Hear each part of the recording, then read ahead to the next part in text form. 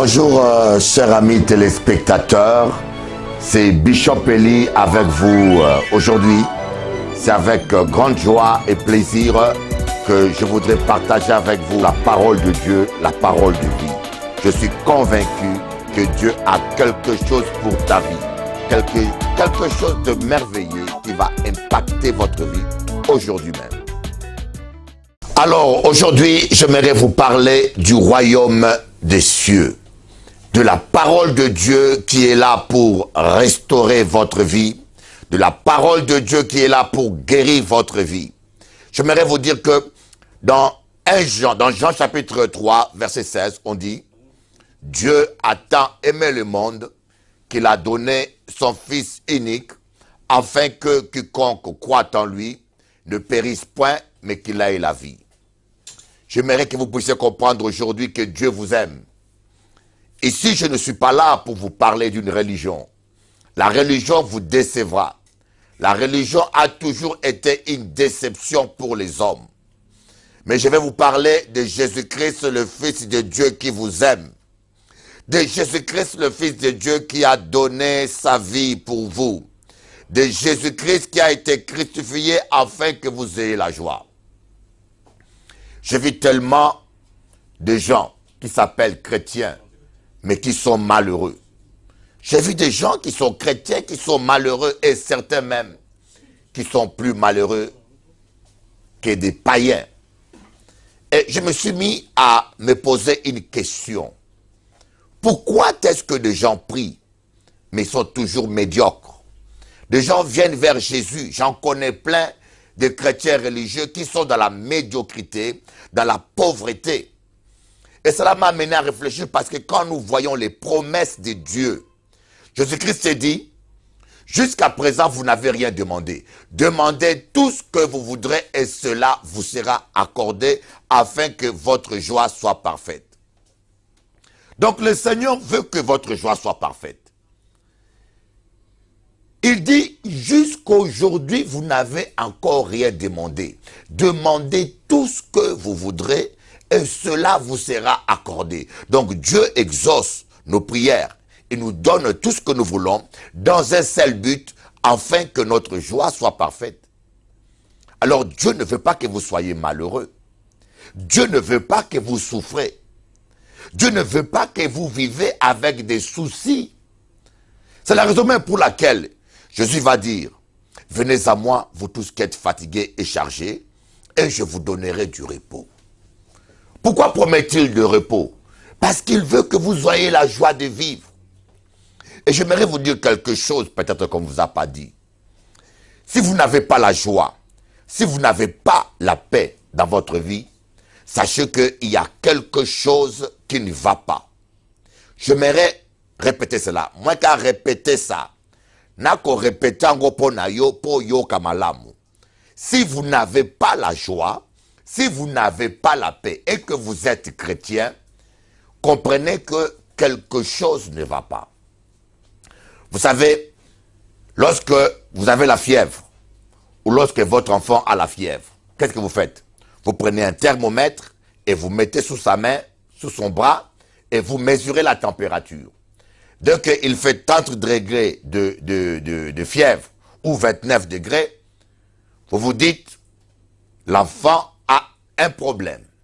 La température n'est pas normale, il y a quelque chose qui ne va pas. C'est la même chose pour un chrétien. Lorsqu'on prend la Bible, le thermomètre divin, on le met dans votre vie. Et lorsqu'on regarde la température spirituelle que vous avez, on voit qu'il n'y a pas la joie, il n'y a pas la paix dans votre vie. Alors, j'aimerais vous dire, quelque chose ne va pas. Pourquoi? Parce que David a dit, lorsqu'on tourne les regards vers l'Éternel, on est rayonnant de joie. Dans le psaume, on dit, lorsqu'on tourne les regards vers l'Éternel, on est rayonnant de joie. Et la parole de Dieu va encore dire quelque chose d'exceptionnel. Dans le psaume 23, David va dire, le bonheur et la grâce m'accompagneront tous les jours de ma vie. Est-ce que tu peux comprendre ce que je dis? Le bonheur et la grâce m'accompagneront tous les jours de ma vie. Ce n'est pas toi qui vas chercher le bonheur. Tu vas quitter le Congo pour émigrer, prendre les risques que tu puisses te noyer à la mer Méditerranée. Ou bien tu vas quitter les Antilles pour chercher le travail à Paris. Non, c'est le bonheur qui va te chercher. Le bonheur va te chercher comme Milou cherchait Tintin. Lorsque l'Éternel sera ton berger, le bonheur et la grâce. Alors pose-toi la question, est-ce que tu es heureux? Je ne parle pas de tous ces faux sourires mécaniques et religieux que nous avons dans les églises. Parce que je peux vous dire que je connais beaucoup de chrétiens malheureux. Dans l'église, même des pasteurs malheureux, j'en connais tellement. Des pasteurs qui n'ont même plus l'envie de vivre. Mais qu'ils mettent une veste avec une Bible, qui ont un grand sourire. Mais tout ça, c'est de l'apparence. Mais quand ils se retrouvent seuls, quand tu te retrouves seul dans ta chambre secrète, les larmes coulent. Tu dis, mais que c'est dur le ministère, que c'est dur la vie. Vous avez l'impression que vous avez le poids du monde entier sur votre tête. Mais David a dit, l'Éternel est mon berger. Il arrive dans la conclusion, le bonheur et la grâce m'accompagneront tous les jours de ma vie. Et ma question est ceci, est-ce que vous êtes heureux? Vous allez prier, vous êtes un chrétien, vous êtes un pasteur, vous êtes un grand bishop, un apôtre international. Tout ça, c'est des titres. Mais regarde-moi en face, est-ce que tu es heureux? Si tu sens que tu n'es pas heureux, commence par te remettre en question. Assis-toi. Arrêtons tous ces cinémas, toutes ces mascarades religieuses. Assis-toi et regarde ta vie parce qu'il y a un problème qui ne va pas. C'est comme une voiture. On vous donne une voiture qui roule bien. Un matin, vous venez, vous démarrez la voiture, ça ne démarre pas. Qu'est-ce que vous faites? Vous sortez de la voiture, vous ouvrez et vous regardez le moteur pour voir qu'est-ce qui ne va pas parce que la voiture roule bien. C'est un peu ça. Quand vous vous réveillez le matin, vous n'avez pas la joie de vivre. Hein? On l'a moqué na tongo boye kandezur. On dit ah mais batinda ngai na mukili pona kosala nini yo oza pasteur. Tu es un pasteur, tu es un chrétien, tu es une choriste, mais tu te réveilles le matin, tu te dis mais pourquoi le soleil s'est levé ce matin? Tu aurais voulu tellement dormir que le sommeil continue, tellement que tu es malheureux. Tellement que vivre pour toi, c'est difficile. Mais j'aimerais vous dire que quand vous arrivez dans un tel état, dites-vous qu'il y a un problème. Pourquoi? J'aimerais encore vous donner un autre verset qui vient appuyer ça. Voyez, Paul dit, le royaume des cieux, ce n'est pas le manger, le boire. Voyez, en un mot, le royaume des cieux, ce n'est pas les pratiques religieuses. Le royaume des cieux, c'est la joie, la paix, hein, la joie, la paix par le Saint-Esprit. La joie et la paix par le Saint-Esprit. Donc si quelque part, vous ne sentez pas la joie, mais le royaume n'est pas en vous, il y a un problème. Vous êtes quelque part décalé de la réalité. Parce que j'aimerais vous prouver que bibliquement, un chrétien doit être joyeux. Bibliquement, un chrétien doit être prospère. Je ne prêche pas l'évangile de la prospérité comme disent certains. Mais je ne crois pas que Dieu a envoyé quelqu'un pour vivre dans la médiocrité, dans la pauvreté.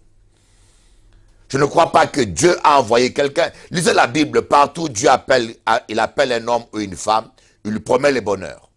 Il dit à Abraham, quitte ta famille, quitte ta patrie et suis-moi. Quitte ta famille, quitte ta patrie et suis-moi. Je rendrai ton nom grand. Moi j'aime ça. Un Dieu grand qui rend ses enfants grands. À quoi sert-il de connaître un grand Dieu pour vivre que des petites choses?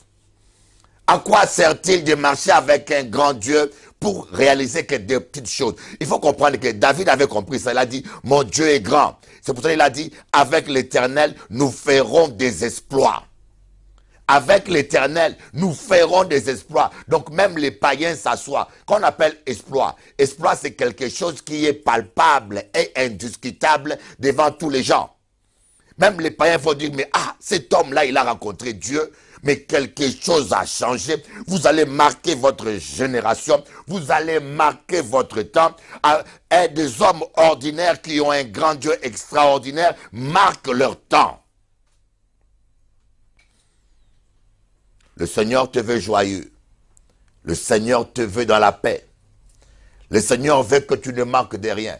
Mais qu'est-ce qui se passe? Pourquoi tant de misère, tant de malheur, tant de souffrance, tant de médiocrité dans la vie des gens qui prient aujourd'hui? La prière, c'est bien. Tu peux prier toute la nuit. Moi, j'ai vu des gens qui prient toute la nuit. Et le matin, ils vont faire la bagarre. J'ai vu des gens qui prient toute la nuit. Hein? Des pasteurs, quand ils prêchent, vous dites, mais nous tous, on ira en enfer, sauf lui. Et demain, vous apprenez qu'il sort avec la femme de son diacre. Donc, les pratiques religieuses, ce n'est pas ce que Dieu regarde. Mais Dieu regarde l'obéissance. L'obéissance vaut plus que les sacrifices. Une seconde d'obéissance vaut mieux 40 jours de jeûne. Une seconde d'obéissance. Vous voyez, quand Joseph a vu la femme de Potiphar, c'était question de quelques secondes. Joseph a pris la fuite. Et cette obéissance-là a permis à Dieu d'accomplir sa parole dans sa vie. Mais ce qui nous arrive souvent, nous prions beaucoup, nous jeûnons beaucoup, nous prêchons bien, nous faisons tout ce qu'il faut faire, nous faisons toutes ces choses-là. Mais en réalité, il n'y a pas d'obéissance dans nos vies. Vous voyez, il y a différentes formes de péché. Ce n'est pas ce que nous allons discuter aujourd'hui, mais j'aimerais vous dire, des fois nous pensons que notre vie est en règle, alors qu'elle n'est pas en règle. Un pasteur m'a dit, mais Bishop Eli, je ne comprends pas. Je sers Dieu. Je fais pas de, je sors pas avec des femmes, je bois pas ceci, je m'enivre pas, mais je comprends pas, je sens qu'il y a un blocage. Je sens qu'il y a un blocage. Vous voyez? Il y a des péchés que nous commettons, consciemment parfois, ou des fois inconsciemment, quand j'appelle des péchés directionnels. Tu peux noter ça, hein? C'est un terme sûrement que tu n'as jamais entendu parler. Écris un peu ça, péché directionnel. Ce sont des péchés qui consistent à ne pas obéir à la voix du Saint-Esprit. Le matin, vous voulez voyager, il y a un problème qui vous attend par exemple sur le chemin. Le Saint-Esprit te dit prie et tu refuses de prier. Parce que tu refuses de prier, d'obéir au Saint-Esprit, tu pèches. Le Saint-Esprit te dit écoutez, va vivre à Paris. Moi, j'étais en Guadeloupe, j'avais ma villa en Guadeloupe, mon ministère s'est installé en Guadeloupe. Lorsque le Saint-Esprit m'a dit, quitte la Guadeloupe, va commencer une autre œuvre à Paris. Et j'ai obéi, et j'ai compris qu'il fallait obéir. Maintenant, je fais 2 semaines en Guadeloupe, 2 semaines à Paris, tous les mois, 2 semaines en Guadeloupe, 2 semaines à Paris, et 1 semaine dans un pays d'Amérique latine. Oui, l'obéissance à la voix du Saint-Esprit, c'est ce qui fait la différence. Et lorsque vous n'obéissez pas à la voix du Saint-Esprit, mes amis, vous êtes simplement en train de vous exposer. De vous exposer. Regardez l'histoire du jeune prophète et du vieux prophète. Le jeune prophète n'a pas pris la femme de son voisin. Le jeune prophète n'a pas volé les offrandes de l'église comme on le voit souvent aujourd'hui. Le jeune prophète n'a pas pris la femme de, je ne sais pas, il n'a pas fait des bêtises. Il était obéissant en ce qui concerne la loi. Mais il a péché en désobéissant à des directives divines. Dieu lui a dit, tu ne reprendras pas le chemin, tu ne retourneras pas par le chemin par lequel tu vas aller. Et il est allé voir le vieux prophète, le Saint-Esprit l'a utilisé avec puissance, il y a eu des miracles extraordinaires. Mais lorsqu'il a commencé à parler avec le vieux prophète, le vieux prophète a prophétisé, il lui a dit, je suis un serviteur de Dieu, tu peux retourner par le chemin que tu as pris. Le jeune prophète a plus cru à ce vieux prophète qu'à la parole de Dieu. Il a repris le chemin qu'il avait pris, il a désobéi à la direction de Dieu et sur le chemin, un lion l'a dévoré. Combien de chrétiens meurent comme des païens? C'est comme dernièrement, on m'a appris qu'il y a un pasteur à Paris qui est mort dans des toilettes. On dit, il y a un pasteur qui est mort dans une toilette. J'ai dit, mais comment ça? Un ministre de Dieu. Vous voulez me dire que c'est Dieu qui est d'accord avec ça? Dernièrement, quand j'ai entendu sur Facebook, un pasteur est mort dans un avion, brûlé vif, avec sa femme, avec ses assistants. Et on dit, ah, c'est Dieu qui l'a repris. Ne me faites pas croire ces choses-là. Si vous lisez bien votre Bible, vous pensez que Dieu est aussi abominable. La Bible dit qu'aucun malheur ne doit t'atteindre. La Bible dit qu'aucun malheur ne doit t'atteindre. Mais aujourd'hui, nous les chrétiens, nous vivons malheur sur malheur. Nos enfants sont violés, des accidents partout, des maladies même qui sont réservées. Vous savez, il y a des maladies qui sont réservées aux païens, mais qui ne doivent pas vous atteindre, vous, un enfant de Dieu. Il y a des maladies qui sont réservées aux païens, mais qui ne doivent pas vous atteindre étant qu'enfant de Dieu. J'aimerais vous le dire. Mais parfois, nous désobéissons trop, mes amis. Nous désobéissons. Et à cause de la désobéissance, il n'y a pas de joie. Voyez, quelqu'un qui n'a pas lu la Bible et qui voit un jeune prophète dévoré par un lion, et le lion est à côté là, il va dire, mais comment est-ce qu'un lion a tué un homme de Dieu? Mais comment est-ce qu'un sorcier a tué un chrétien? Comment est-ce qu'un marabout a envoûté un pasteur et ça marche?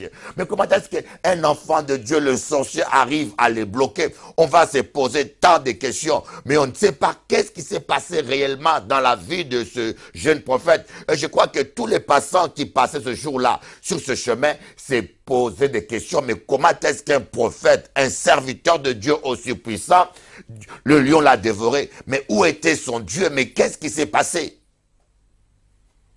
Voyez, on se pose tellement de questions. Mais Dieu seul connaît la vie de chaque personne. J'aimerais vous dire, obéissez à la voix de Dieu. Vous allez vous éviter beaucoup de malheurs. Vous allez vous éviter beaucoup de souffrances. Vous allez vous éviter beaucoup de maladies. Aucun malheur va vous atteindre si vous obéissez à la directive de Dieu. Et lorsqu'on dit que celui qui est à l'ombre du Tout-Puissant, il est à l'abri du Très-Haut. Mais c'est quoi l'ombre du Tout-Puissant? C'est la parole de Dieu, c'est les directives de Dieu. Lorsque le Saint-Esprit vous donne des directives, même à minuit, lorsque le Saint-Esprit vous dit « réveille-toi et prie », réveille-toi et prie. Lorsque nous obéissons vraiment au Saint-Esprit, croyez-moi, aucun malheur ne peut vous atteindre. Dieu va donner des ordres à ses anges de te porter sur leurs mains, de peur que ton pied ne heurte une pierre. Imaginez-vous un peu. Dieu va donner des ordres à ses anges de te porter dans leurs mains, de peur que ton pied ne heurte une pierre. À combien plus forte raison ta voiture? À combien plus forte raison ta santé? À combien plus forte raison tes finances? Quiero que tú entiendas que la obediencia a la palabra del Señor vale más que todo. Tu deber caminar con Dios, tu deber vivir en la santidad, y tú vas a experimentar la gloria y el poder del Señor. L'obéissance. Donc, je voulais vous démontrer que parfois nous sommes malheureux. Nous sommes malheureux. Des chrétiens sont malheureux aujourd'hui. Et des chrétiens sont dans la médiocrité. Des chrétiens, vous savez, Dieu n'appelle pas tout le monde à être millionnaire.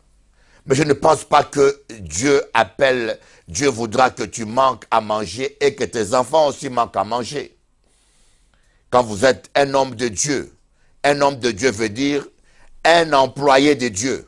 Voyez, un homme de Dieu veut dire un employé de Dieu. Lorsque Dieu vous a embauché, lorsque Dieu vous a pris, lorsque Dieu vous a appelé à le servir, Dieu s'occupe bien de ses serviteurs. Et lorsque vous voulez me faire croire que vous êtes réellement un serviteur de Dieu et que vous n'avez pas à manger et que votre enfant meurt de faim et que votre femme même meurt de faim, pose-toi la question si vraiment tu es un serviteur de Dieu. Parce que Dieu est un bon employeur. Et Dieu est un bon employeur. Il s'occupe bien de ses serviteurs. Et le problème, c'est que beaucoup de serviteurs, beaucoup de chrétiens, beaucoup de ministres de Dieu ne vivent pas dans l'obéissance à la parole de Dieu, ne vivent pas à l'obéissance aux directives du Saint-Esprit.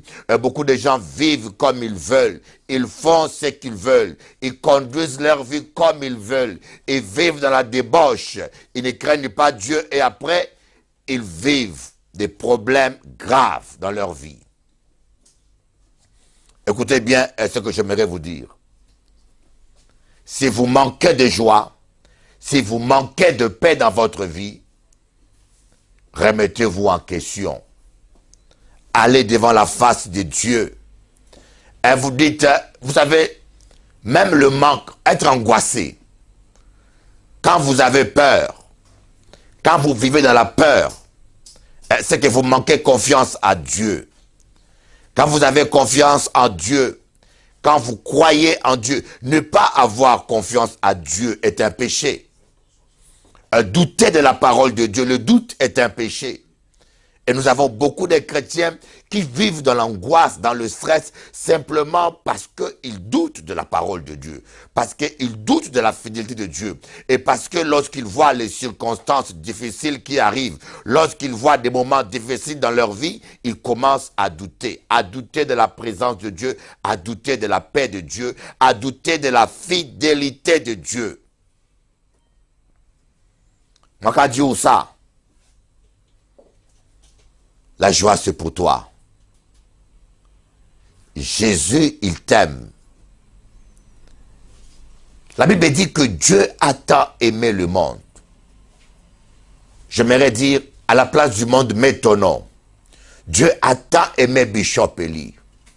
Moi, j'aime me parler à moi-même. Dieu a tant aimé Bishop Eli. Et vous savez, quand vous comprenez la dimension de l'amour de Dieu, vous n'allez pas courir derrière l'amour des hommes. Vous n'allez pas courir derrière l'appréciation des gens. Parfois, ce que Dieu apprécie, les hommes n'apprécient pas. Ne cherchez pas à être apprécié par des hommes. Ne cherchez pas à être acclamé par des hommes. Cherchez à plaire à Dieu. Comme dit l'apôtre Paul, si nous cherchons à plaire aux hommes, nous ne sommes pas serviteurs de Dieu. Dieu a tant aimé la personne que tu es. Quelle que soit ta race, indien, noir, blanc, jaune. Vous savez, il y a des pays où quand vous naissez avec une certaine couleur, vous avez la garantie de l'ascension sociale.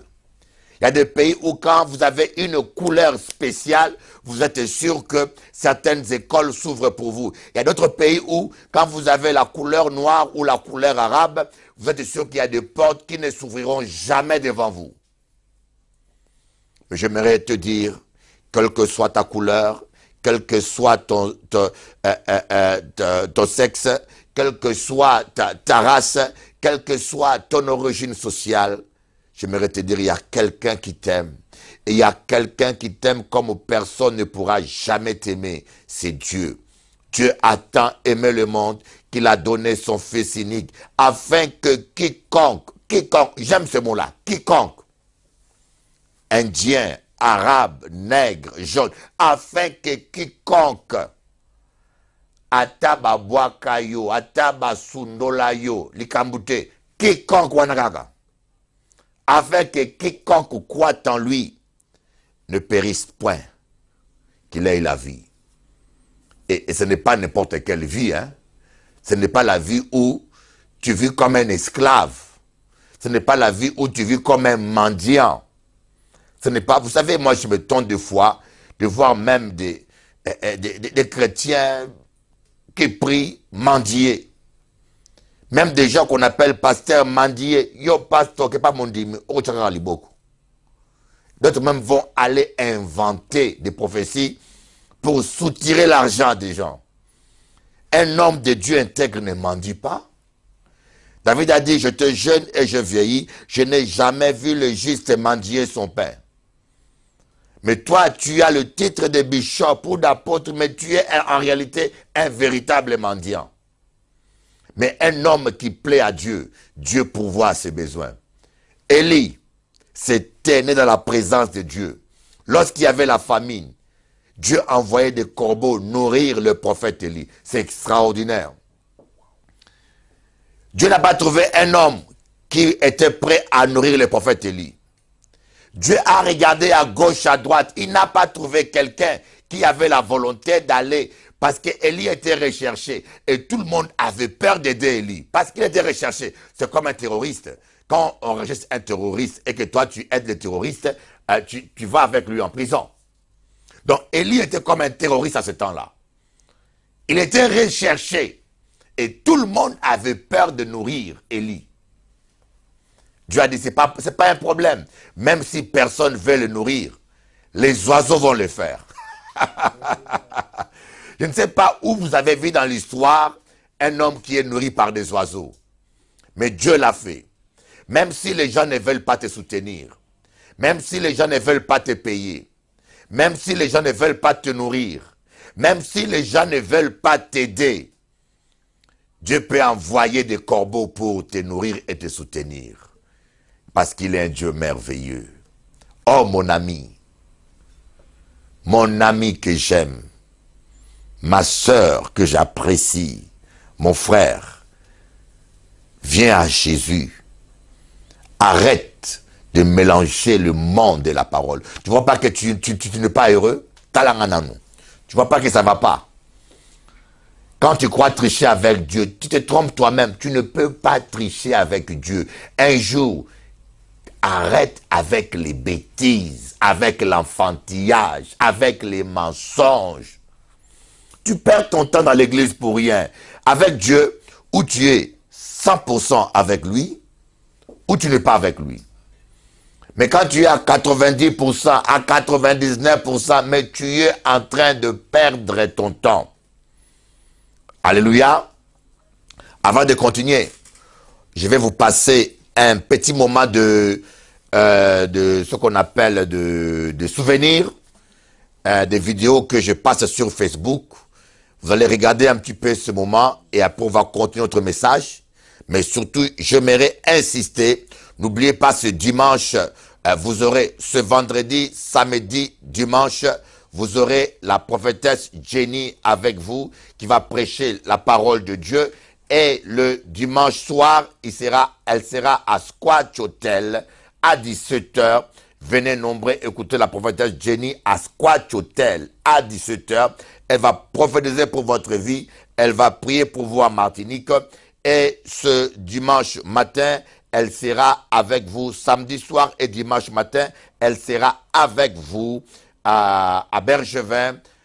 Oh mon ami, avant de terminer cette émission, j'aimerais partager avec toi ce message.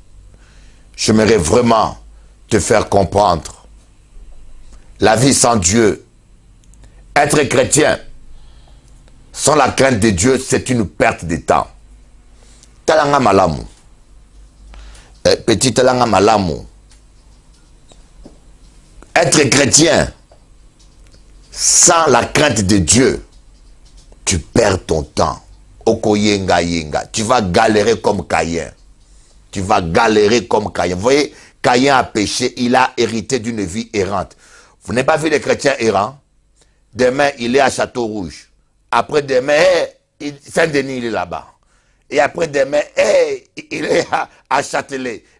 La personne change d'église, une vie errante et spirituelle. Si vous avez déjà changé 5 églises dans votre vie, sachez que vous êtes un Caïn. Alors là, il y a tellement de Caïns aujourd'hui. Si vous avez changé 5 c'est le chiffre de la grâce. Donc, ce qui tu as dépassé 1, 2, 3, 4, 5 d'église, sachez que tu es un Caïn. Il faut que tu ailles au pied du Seigneur, à la croix pour dire, Seigneur, lave-moi avec ton sang. Je ne vais plus galérer comme ça. Ce n'est pas l'église qui va changer ta vie. Ce n'est pas un pasteur qui va changer ta vie.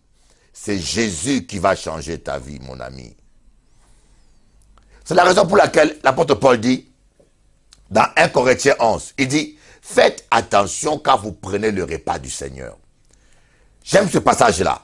Faites attention quand vous prenez le repas du Seigneur. Prenez-le avec respect. Il dit, c'est la raison pour laquelle il y a beaucoup de malades parmi vous. Vous voyez, c'est la raison pour laquelle il y a beaucoup de malades. Ça veut dire, malgré nos prières, malgré nos cantiques, malgré nos prédications, c'est la raison pour laquelle il y a. C'est le seul verset qui justifie la maladie parmi les chrétiens. Il dit encore, c'est la raison pour laquelle un grand nombre sont décédés. Il va rajouter encore, c'est la raison pour laquelle il y a des infirmes. Le problème, c'est ça. Mais ici, ce verset ne s'applique pas qu'à la Sainte Seine, parce que la Sainte Seine n'est que symbolique. C'est un symbole. Ici, il s'agit de la communion avec le Saint-Esprit. Quand vous êtes en communion avec le Saint-Esprit, vous ne devez plus vivre n'importe comment. Vous ne devez plus parler n'importe comment. Vous ne devez plus agir n'importe comment. Moi, je suis venu à Paris. Je vous dis la vérité, je suis venu à Paris. J'ai vu tous les serviteurs de Dieu aventuriers, mais ils sont tous des malheureux. Bazati Nate.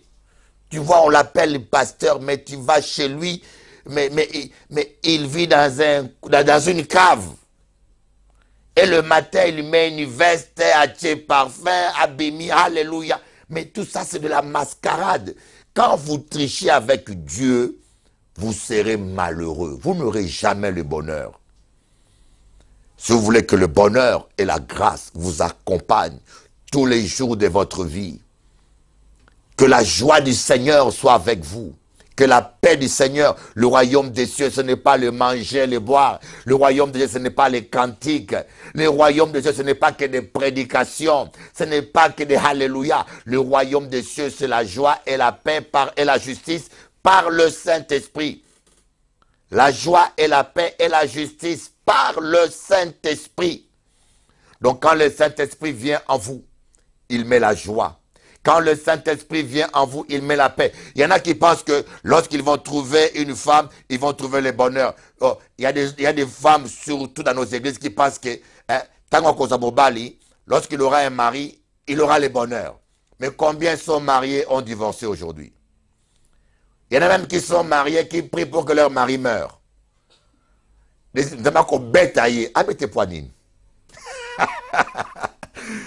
Alléluia. Le bonheur n'est pas dans une femme, ni dans un homme. Le bonheur est auprès de Dieu, mon ami. Même pas dans l'argent. Je peux vous le dire, tu peux avoir l'argent sans être heureux. Tu peux acheter le plaisir, mais tu ne peux pas acheter l'amour. Tu peux acheter la voiture, le confort, mais tu ne peux pas acheter la paix. Tu peux acheter une grosse villa, mais tu ne pourras pas acheter le sommeil. Regardez Michael Jackson qui avait un château avec lui. Il ne dormait pas, il s'est drogué la nuit, il est mort. Quel jour arriverez-vous à comprendre? Ce n'est pas la religion, ce n'est pas le plaisir du monde, et ce n'est pas l'argent, et ce n'est pas la femme, mais ni l'homme, mais c'est le Saint-Esprit qui va vous donner la joie et la paix de vivre. Alors maintenant, prie avec moi, répète cette prière. Seigneur Jésus, je te donne ma vie.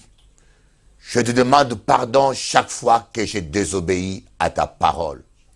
Maintenant, je prends l'engagement ferme de te craindre et de marcher dans la crainte de l'Éternel.